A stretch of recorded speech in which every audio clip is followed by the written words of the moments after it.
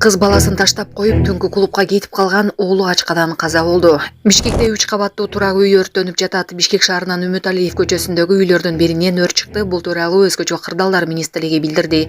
Лос-Анджелестеги өрттө чүрүгү абактагылар тартылууда. Москвада Кыргызстандын 2 жараны уурдалды. Жана башка жаңылыктар түрмөгү видеого лайк басып, Манас ТВ каналга катталып, акыркы жаңылыктардан кабардар болуп туруңуз.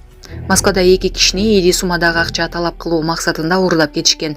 Бул тууралуу Известия басылмасы өз булактарына таянуу менен жазды. Андагы маалыматка ылайык, Кыргызстандын 2 жараны Кузьминки метросунун жанындагы кафеде таанышын күтүп турган. Аларга 2 белгисиз адам келип, унаага түртүшүүгө жардам сураган. Алар унаа түртүп жатканда белгисиз адамдар кыргызстандыктарды ошол эле унаага салып катышкан.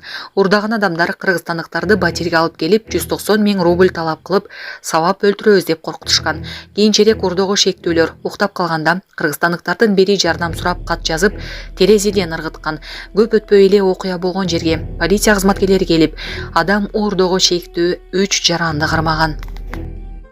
Урматтуу Москва шаарындагы мекендештер, чет жерде мыйзамдарды сактаңыз, документтериңиздерди толуктаңыздар. Россияда каттоого туруу, регистрация, продление, Сахарова карточка, трудовой договор, кара тизмеден текшерүү, ННН, СНИЛС, ОМС, ДМС, башка тилге которуу, документтик иштерде кандай көйгөй жаралса жардам беребиз. Толук маалымат алуу үчүн +7 991 247 84 21.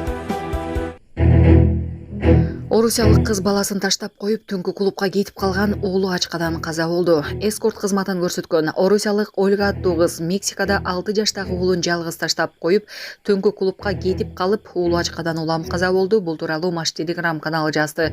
Белгилүү болгондой, 34 жаштагы Ольга 2018-жылы мексикалык юристтен Омар аттуу уулду болгон. Аял менен бала Мексикада жашашкан.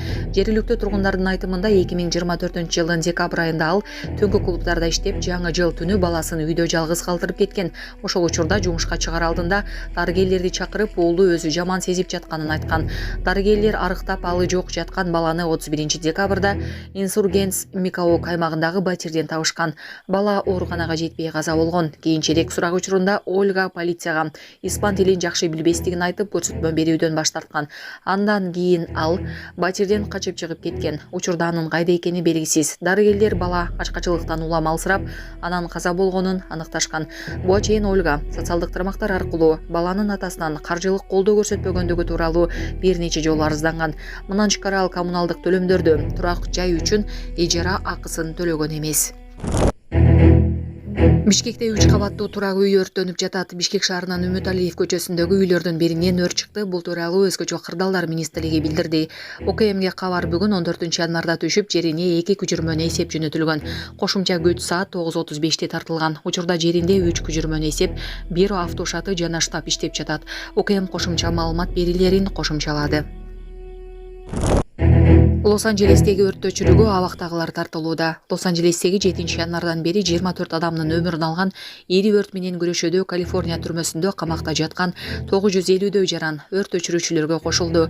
Бул тууралуу чет элдик басылмалар жазышты. Маалыматка караганда, кадимки өрт өчүргүчтөрдүн айырмаланып, кызгылт сары түстөгү форма кийген абактагылар суу түтүктөрү жок, жалаң кол шаймандар менен иштешет. Иштеген ар бир күн үчүн алардын убактысы 2 күнгө кыскарып, күнүнө $10-24 төлөнөт. Бул Калифорниянын минималдуу эмгек акысынан кыйла төмөн. Өрттөрдө өчүрүүгө жалпысынан 14 000 адам, 1400 өрт өчүрүүчү унаа жана 84 учак катышууда. Жардамга АКШнын 7 штатынан, ошондой эле Канада менен Мексикадан өрт өчүрүүчүлөр келишти.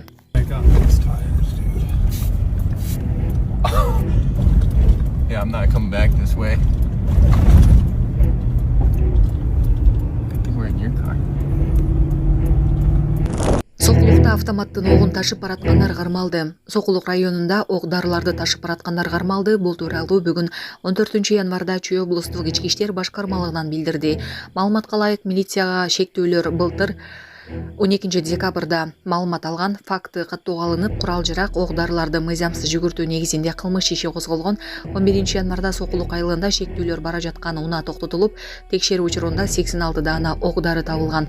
Соттук баллистикалык экспертиза 86 патрон жана автоматтарына тиешелүү экени аныкталган. Шектүүлөрдүн өздүгү такталган. Алар 1994-жылы туулган, мурда соттолгон жарандар болуп чыкты. Кармалгандар убактылуу кармоочу жайга киргизилген. Учурда тергөө иштери уланууда.